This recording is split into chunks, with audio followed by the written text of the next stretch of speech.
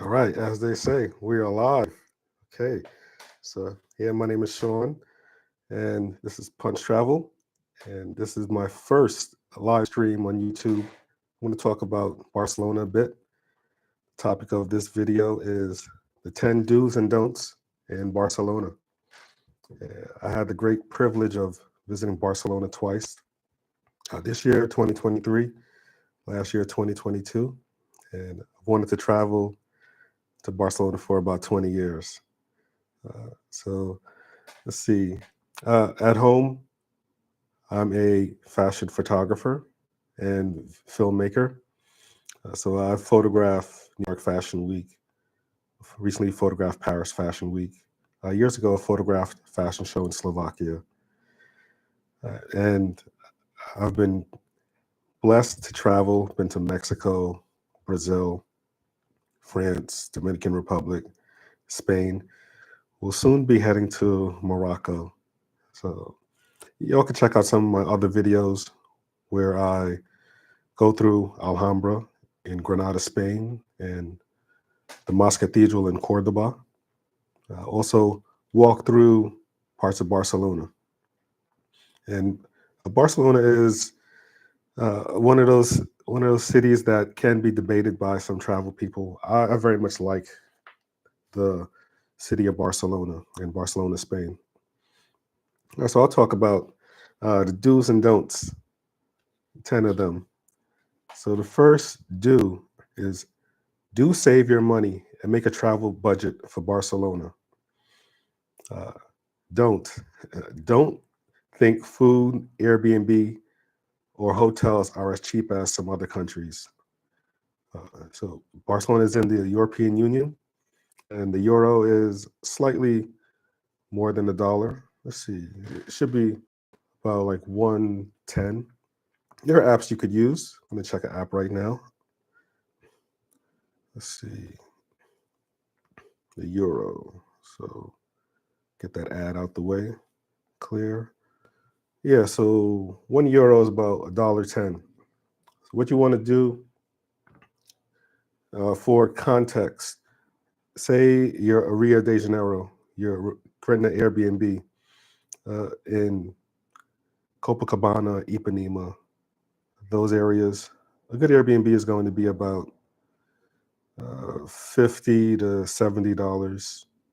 And I've paid between that range and had some nice Airbnbs. In Barcelona, you're gonna expect to pay about 175 the cheapest, 200 easy. It could be 250 a night for an Airbnb. And the more popular areas are closer to the beach, La Barceloneta. So keep that in mind. About roughly 225 a night. Could be 250 a night for lodging in Barcelona. Also, the meals. Let's say a dinner for one. The meals are big and tasty. Uh, so for one, it might be 30 between 20 to $30 US dollars.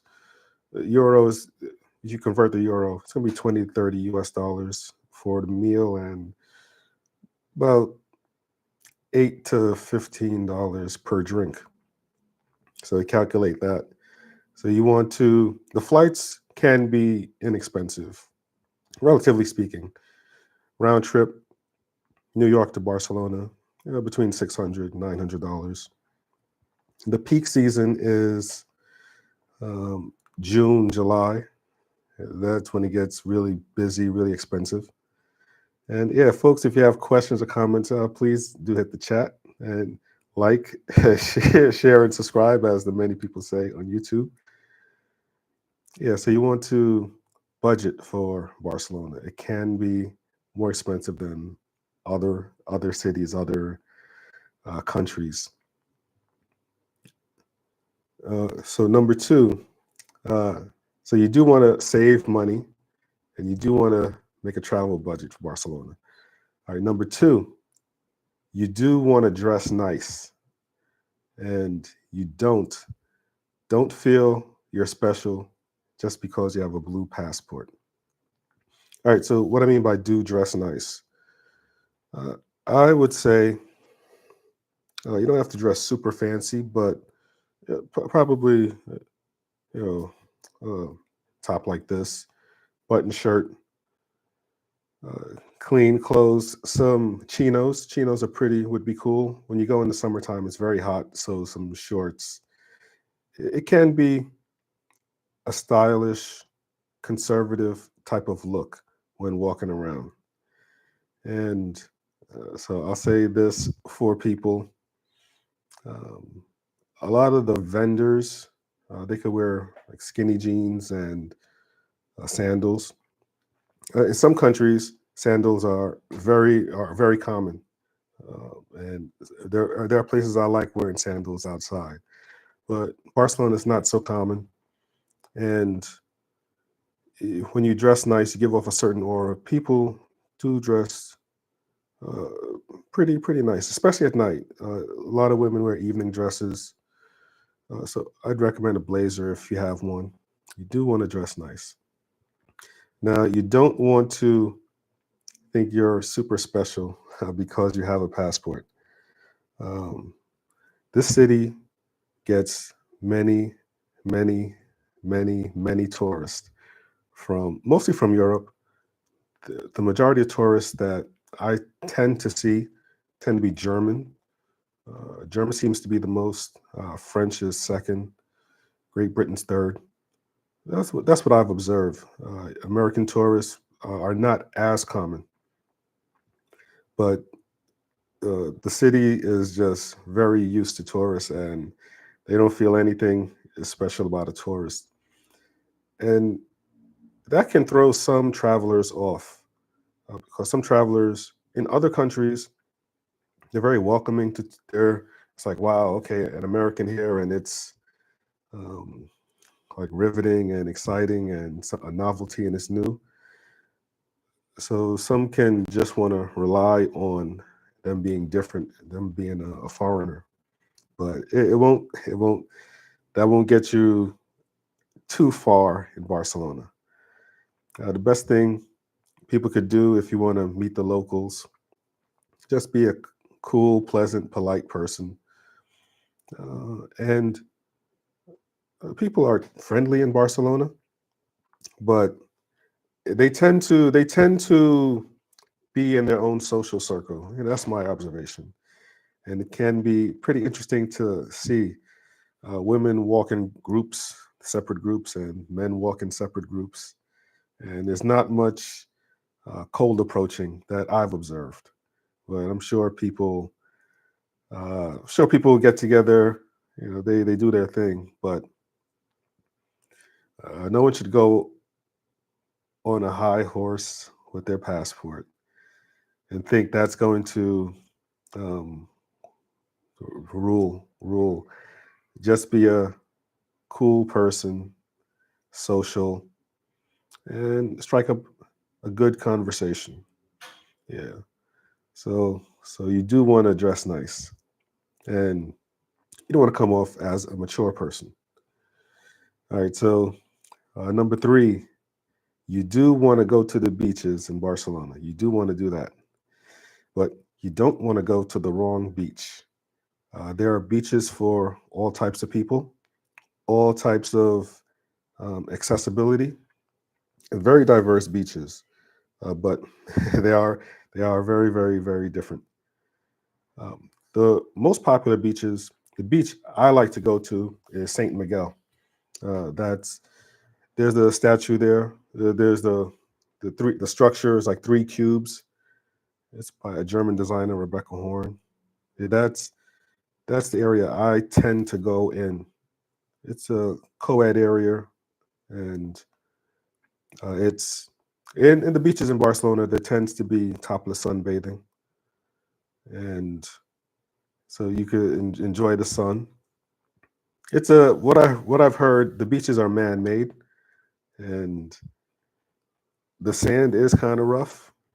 But when you step in the water, you're standing on rocks. So it's interesting to not have sand falling away at your feet, but you're just standing on flat, still surface, water tends to be warm. And so Saint Miguel, that's the beach I like to go to. Another beach closer to the W Hotel, that's Saint Sebastia. They have a lot of people exercising there. It's a fitness area of the beach, and it's really interesting to see that people doing gymnastic tricks. They're on barbells and flipping and spinning and rolling. So yeah, that's really cool to see.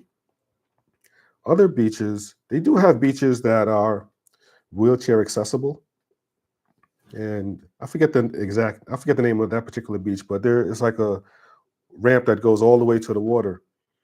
And so if you're a person wheelchair bound, it's better to go to that beach rather than other beaches that don't have that type of accessibility. And the beaches, they tend to be in one long strip, one long. You can go from one to the other.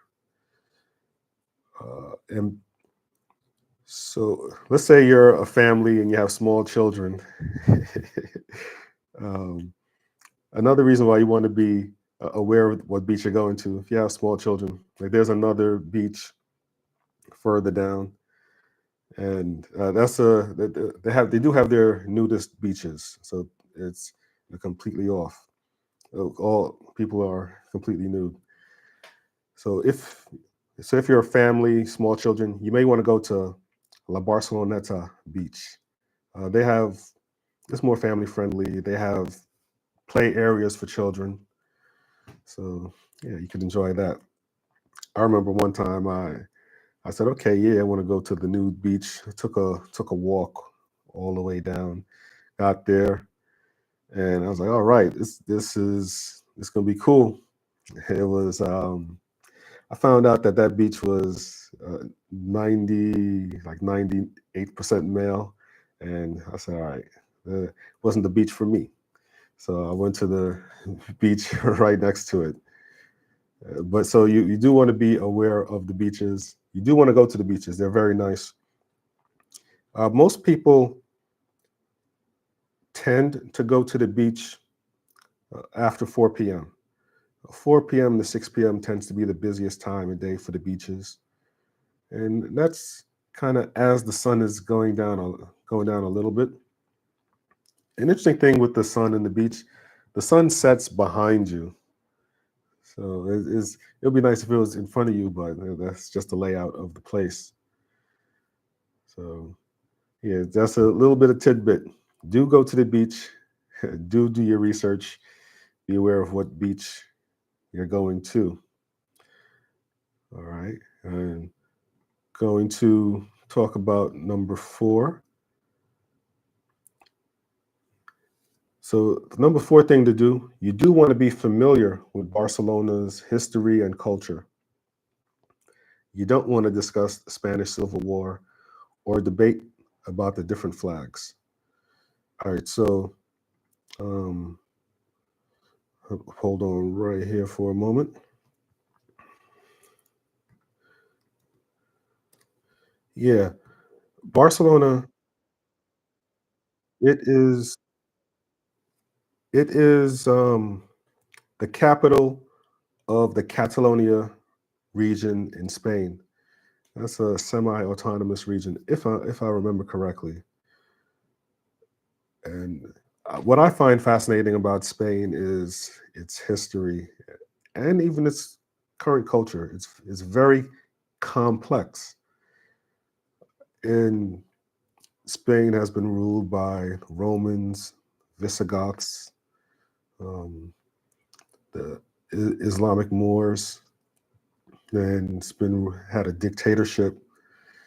There's a monarchy. There's a democracy. There's elections. So it's a very it has a very complex history, and there are a lot of like families were torn apart. There's been a lot of death. So uh, each region has so Spain is one country. Each region has its own type of culture, and with its own type of culture, there are their flags in that culture. And so with Barcelona, it's in the Catalan, it's in Catalonia, and they have their flags. So when you're walking around, you may see different flags, and it's interesting to observe and to note. Okay, this flag here, that flag there. Um, you know, the people who have the flags, they have their own reasons for it, their own um, expressions as to what flag they're going to hang. And as a visitor in other people's country, it's good to just observe and to not even get into any debates or arguments or uh, conflicts about that. Um, but to learn more about it, there is a Catalonia museum, and the history is not hidden. It is out there for people to learn, and it's actually like say Castle Montjuic. Yeah, the history, the what went on can be readily accessible, and there's even different parts of the government are in one square. I think it's Guame Square. Yeah, it's very fascinating to see. All right, so you do want to be somewhat familiar with the culture, so the Catalonian culture. And when you go to different places, say museums and stores, shopping areas, it's very common to see things written in three languages: in Spanish, Catalan, and in English. So yeah, it's worth noting.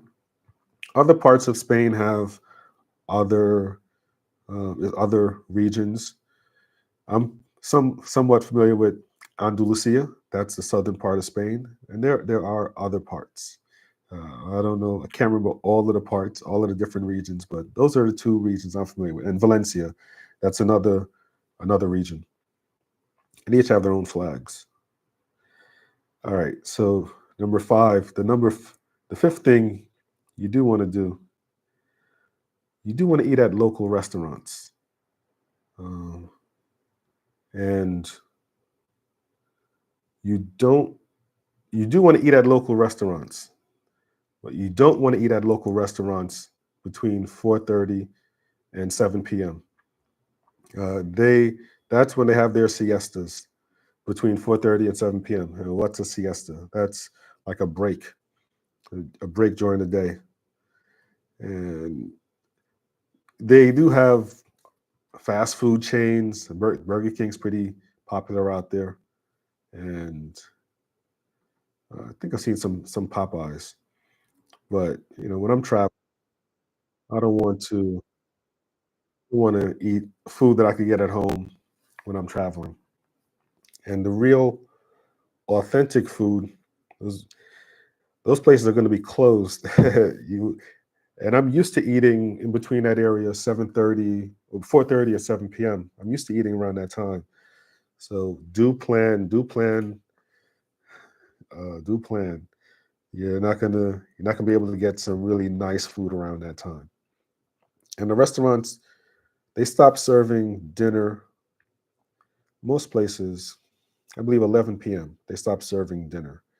They do serve drinks. Yeah. Uh, so a good tip is something called um, menu of the day, and you could have lunch. You could have like a three course meal for two people for about yeah, you pay about $20. It'll be about 17 euro, and you have a three-course lunch. That's a really good price. Really good eating. So yeah, do check out the restaurants. La Puntual, that's really good in the Gothic Quarter. Can Ramat, that's in La Barceloneta. They have some delicious paella and Fadua El Nacional. They had some a really great fadua. Fadua. Hope I'm pronouncing it right. When I went there to El Nacional and asked for fadua, the hostess, she didn't know what I was talking about. And I pointed to her. She said, "Oh, that's what you want." Fadua is the Catalonian version of paella. Paella is rice and different types of seafood, mussels, shrimp, fish, could be octopus as well. And rather than rice, paella, fadua has noodles. So yeah, I, so definitely check out. There's just various delicious food options. Now the pastry shops, yeah, those tend to be open. Hoffman's is good. They make some really nice croissants, and I very much recommend Boldu, the Sweet Boys. Those are addictive. Those are kind of like star-shaped donuts, and those are life-changing, delicious treats. All right, so number six, do's and don'ts. Number six, do visit Las Ramblas, but don't buy anything there. So, what is Las Ramblas? Las Ramblas is kind of like the main boulevard in the center of town. It's, I think, 5 kilometers long.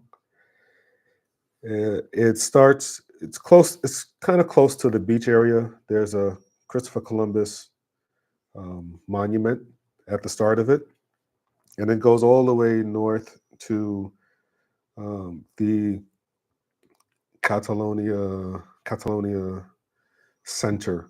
There's a park that it goes to, and to the east of Las Ramblas is the Gothic Quarter. That's some. One of the oldest areas in Barcelona. To the east, and to the west is El Ravel. They have clubs and bars, and that could be kind of like a rough side of town.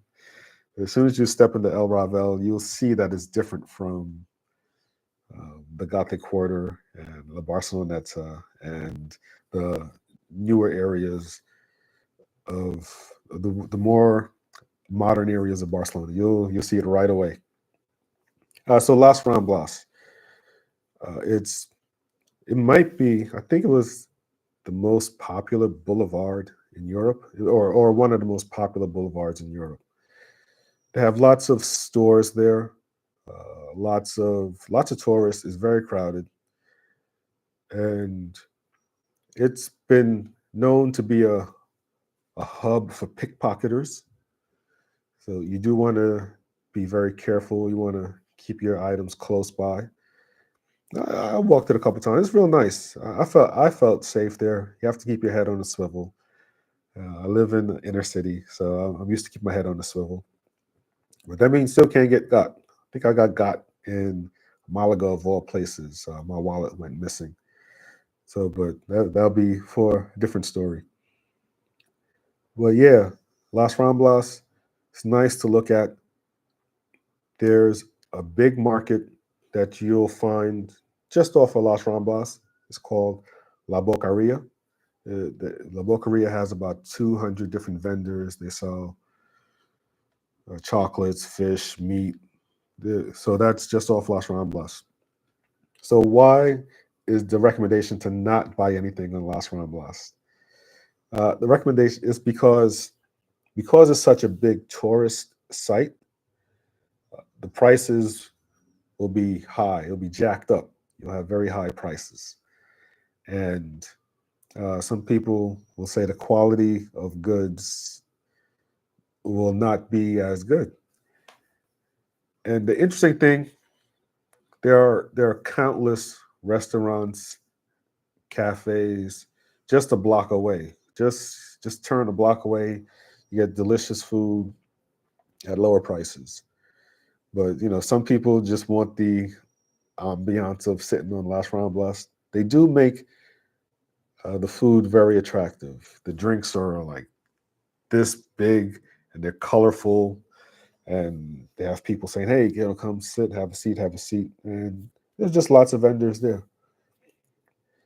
So no slight to the vendors, but that's the recommendation that I've seen, and yeah, I like to get some food from Forn de Pie. Yeah, that's a block away from Las Ramblas. It's close to Plaza del Rio. So I'm trying remembering as many places as possible and hope my pronunciation is either correct or close to correct. All right, seventh thing you should do is you should visit La Sagrada Familia. That's a basilica. That's a church. It's designed by Anthony Gaudi, and it's taken like over 150 years to finish up the church. And it should be finished 2026. Hold on a second. Okay. Yeah, yeah. So it's a beautiful, beautiful, beautiful church. It has Gothic art. I think Travelocity had said it was in 2022 might have been the most visited landmark in the world.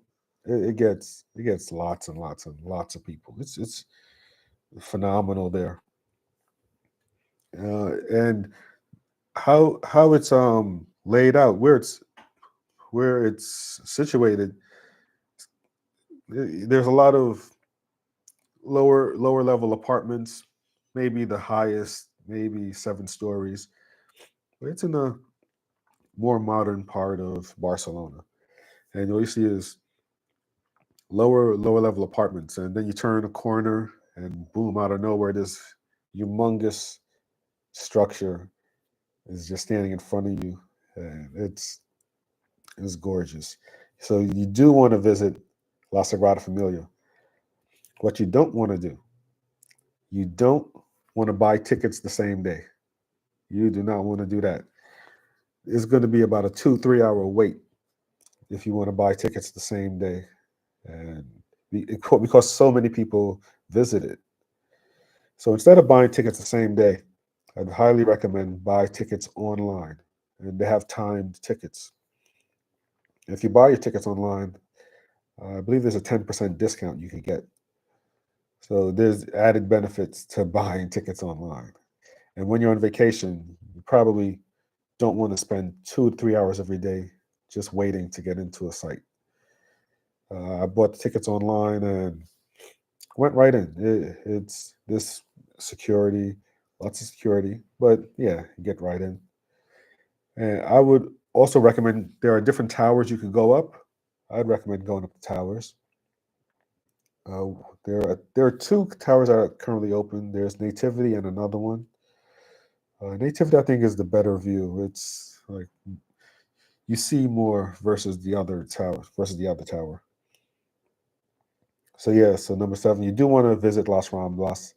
You don't want to buy your tickets at the door. You don't want to do that.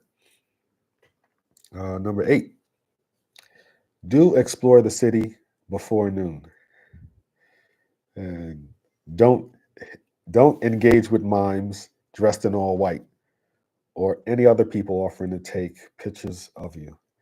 So yeah, what I've noticed a lot, the city gets very crowded between starting noon. There are a lot of people out, lots of tourists out, lots and lots and lots of tourists. And places tend to be, the streets are less busy, stores less busy, museums are less busy before noon. So if you want to avoid crowds, I'd highly recommend uh, traveling before noon. So that would mean don't spend too much time. Yeah, I'll get to that in the next one. But yeah, there are tons of places. There's Ciutat Vela. There's their park. It's a nice big park. There's the aquarium. Like I said earlier, the beaches. If you prefer to go to the beaches when it's less crowded, that's before 4 p.m. and you go around noon, it's really not going to be anyone there. Um, the sites, Park Güell, or the Casa Mila, different buildings designed by Gaudi. Yeah, you'll have a lot more space to maneuver. Also, with another tip with monuments, with the tourist attractions, they tend to be less crowded after about 4:30 or so. So that's another thing. But it can pick up at night. Get the evening crowd. So you want to be careful of that. Now you don't want to engage with mimes. There are some folks who dressed in all white. They look very innocent, very kind, and very helpful, and they'll be willing to take a photo with you. But if you take a photo with them, they're going to be insistent that you give them some money, and they're not going to leave you alone. So if you see mimes dressed in all white, stay away from them. Avoid them at all costs, unless you want to pay them money to take a picture with them. And there are other people too, other folks too that want to take pictures with you. And something else that I had heard about the mimes, I did my research looking at other YouTube channels about do's and don'ts. Thanks for the like. Other people talking about Barcelona. So those mimes, if like say if one is taking a picture with you, the other could be indicating to somebody to pickpocket you. So those are things you want to be mindful of. And I will say this about Barcelona. Been twice, and I both times I felt very safe walking around. Even walking around with my phone on a gimbal, I felt very safe. I did not feel like okay, my phone's gonna get stolen. A motorcycle is going to pull up to me and rob me. I didn't feel that at all. I felt very safe. But it is known as pickpocket capital of Europe. So keep that in mind. All right, so number nine, two more to go. So number nine, do visit some of the many museums. Don't don't sleep in all day and only go out in the afternoon and night. So yeah, you do. They have they have endless museums. The Picasso Museum went there. That's pretty nice. They have a modern art museum. I didn't go there, but it looks like really cool stuff. Went to the History of Catalonia Museum. That's really nice. That's cool. Very educational. Very very educational. See, me growing up in and going to school in the New York City public school system, had lots of good teachers. Still have lots of good teachers, but we kind of got the brush over the gloss over um, abbreviated version of lots of history, and I had no idea that the more I had heard like after school, like okay, Moors had ruled Spain for 700 years, and it's to me it seemed kind of like hidden. That information seemed kind of hidden. Maybe it's not hidden, but it seemed hidden in the United States. And I figured they'd probably hide it there once I go to Spain. That was one of my motivations to go to see. Okay, well, how much history are they? Is can I uncover going there? And they don't hide it. They're just like, hey, then the museum is. They explain it. They go year by year by year by year. Who led what? And even in Cordoba, these sites they have UNESCO uh, World Heritage sites. In Cordoba, they have this mosque, the Great Mosque Cathedral. It was a mosque in the 700s, and when the Moors were ruling, and all the way till the 1200s, when think it was King Charles. I think.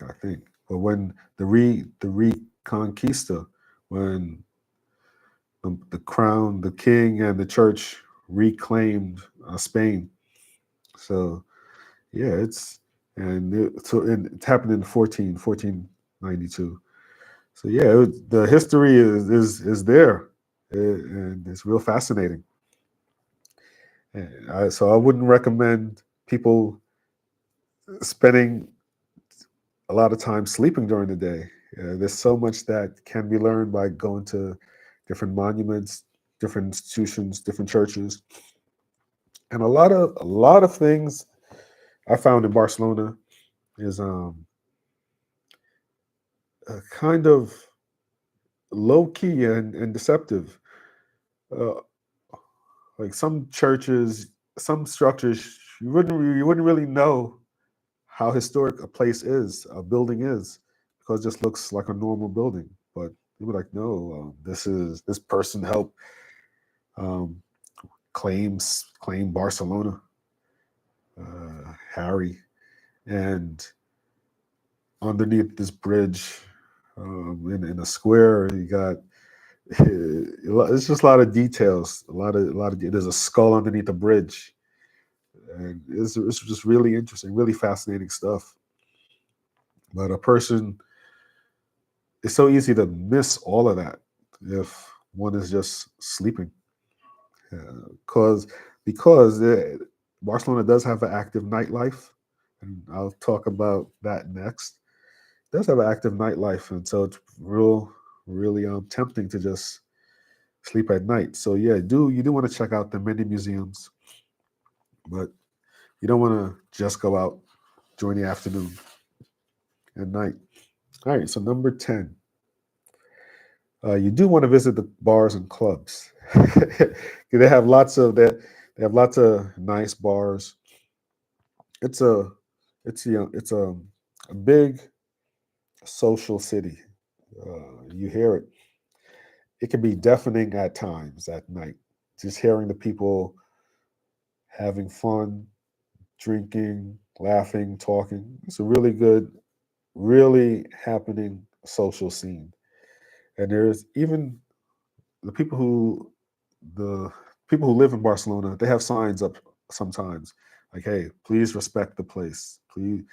Please respect the neighborhood. Keep your voice down." So the do go to the bars and clubs. But please don't urinate on the sidewalks, because that's something I noticed when I was there at night. You could definitely smell the urine when walking around. Yeah, so please don't do that.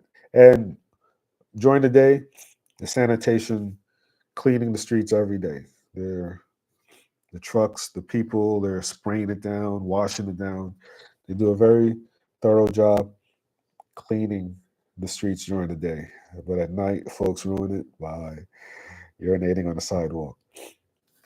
So yeah, so those are my 10 do's and don'ts of visiting Barcelona. Hope you liked it. You can check out other videos on my channel. So far, I've posted videos in Barcelona, but I will of the other countries and cities that I visited. I'll make videos of that. So please like and subscribe. And if you think this video will be helpful to somebody, please share. All right. Thank you. Peace out.